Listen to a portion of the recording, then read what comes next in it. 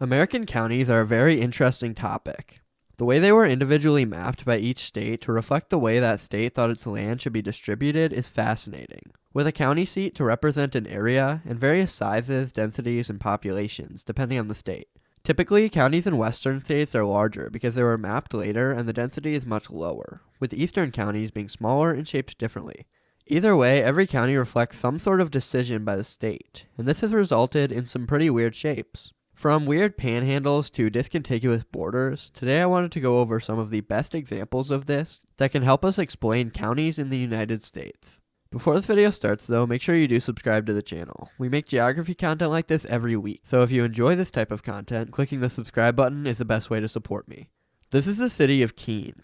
It has a population of 23,000 and is located in Cheshire County, New Hampshire. This county doesn't look too crazy just staring at it, but when you get into the logistics, things get strange. See, just about none of the lines are straight north to south, cutting diagonally with strange angles, connecting to different areas while disconnecting others. There are spots where the borders will shift slightly, and it keeps an overall very inconsistent path.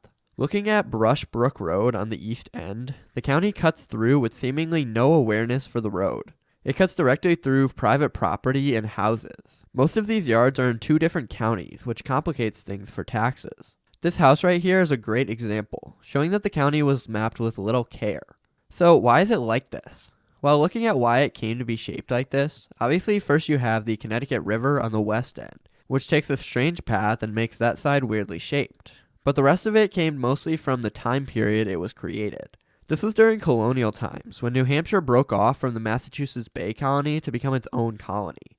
It was divided into counties, so at this time the area was undeveloped. Therefore, it followed early land grants given out to colonists that were often very inconsistent, having no neat geometric lines.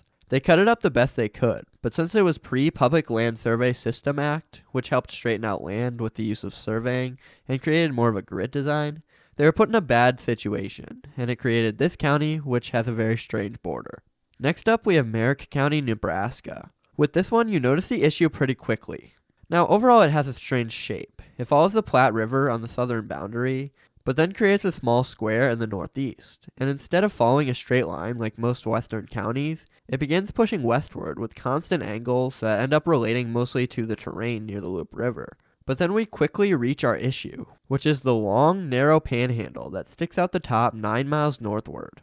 The county already has a strange shape without the panhandle, but it just makes it even stranger, especially since it's in a state that is pretty much fully filled by rectangular counties. So basically the issue came from the Pawnee Reservation that was located to the north of Merrick County. This reservation was part of the county at a time, but when Nebraska became a state, the natives were forcibly removed, and the reservation instead became the new Nance County. This meant Merrick County was split in half, and with something being weird with the reservation lines, they ended up getting stuck with the tiny panhandle in the northeast corner. Next we have St. Martin's Parish in Louisiana, which brings up the issue of parishes in the US. So basically Louisiana uses the parish system rather than counties. The parishes work the same way, they're just called something different. Now, even though they work the same way, the state's parishes could probably all be on this list, with the way they were mapped out around swamps, rivers, bayous, and existing settlements. In this case, St. Martin's Parish was unsuccessfully mapped in a manner that would keep it contiguous throughout its entire area. This had a lot to do with being located near and in the Atchafalaya Basin, which is an important area for transportation that had many small settlements. These settlements were separated into different parishes as the state developed, which put St. Martin's in the situation they are in today. Another discontiguous county would be Norfolk County, Massachusetts. This county, located south of Boston, already has a fairly weird border cutting through and around towns, but there are two main towns that stand out. First, the town of Brookline in the north is fully disconnected from the rest of the county and is built more into the city of Boston. And secondly, in the east, the town of Cohasset is also a few miles away from the main border. Now, parishes can get away with that in Louisiana, but this is a simple county, and it really should conform to the normal standards. But at least it has an easy explanation. Basically, the county originated well before the current definition.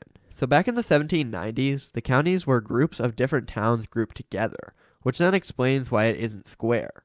But with that, it then didn't really matter if they were connected because it was more just about the government. So when rural areas began to urbanize and incorporate, and they joined different counties, it disconnected the two communities from the rest of the county, and it stayed that way through present day. If you look at this one, don't even get me started on the neighboring Suffolk County that helped turn Norfolk into what it is today. Massachusetts doesn't have my favorite counties, is all I'll say. Moving on, you can't talk about strange county borders without talking about Broomfield, Colorado, probably the weirdest shaped county in the country. So Broomfield County is a consolidated city county in northwest Denver with a population of 74,000. It's just 33 square miles and looks nasty with its inconsistent design and the inclusion of the Northwest Parkway for portions of it. This one does have an interesting story. Originally, the city was part of 4 counties: Boulder, Jefferson, Adams, and Weld. This put the county in a very difficult spot due to the differing laws, zonings, and taxes. Things were very complicated here, which made developing more difficult. To fix this issue, in 2001, the city voted to approve the creation of Broomfield Consolidated City County. It doesn't look good on the map, but it means the city has a unified government and more local control that didn't need to adhere to 4 different counties. Denver, which is located to the south, is also a consolidated city county, which likely serves as a model and inspiration to its northwest counterpart. Finally, we have Wallowa County, Oregon. This one is definitely tame compared to the rest, but there were a few small things I found to be strange. So we start by saying it's out west, where counties are usually rectangular. Here it's not, with a ton of 90-degree angles and curves as it encompasses the corner of Oregon. What I found weird is that there are usually 3 main things borders follow out west: straight lines, rivers, or terrain.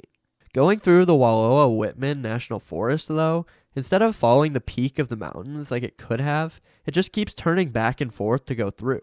This creates the weird-shaped county with way too many angles. The Snake River on one side and whatever this is on the other. That's all the counties we are going to talk about today. I find the idea of counties to be very interesting in the US due to the many different oddities and interesting quirks that came with creating them.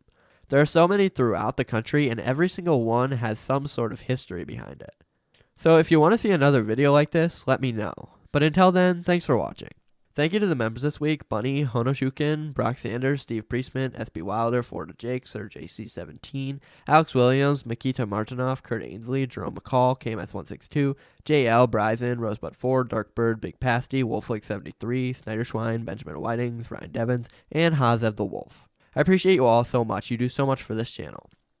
If you want to become a member, the link is down in the description below. All this money just goes straight into my savings. So if you want to help me out as a person as I go through college here, this is the best way to do that. I'll probably start doing some members only content after Christmas. So if you want to get in ahead of that, do so right now. Thank you.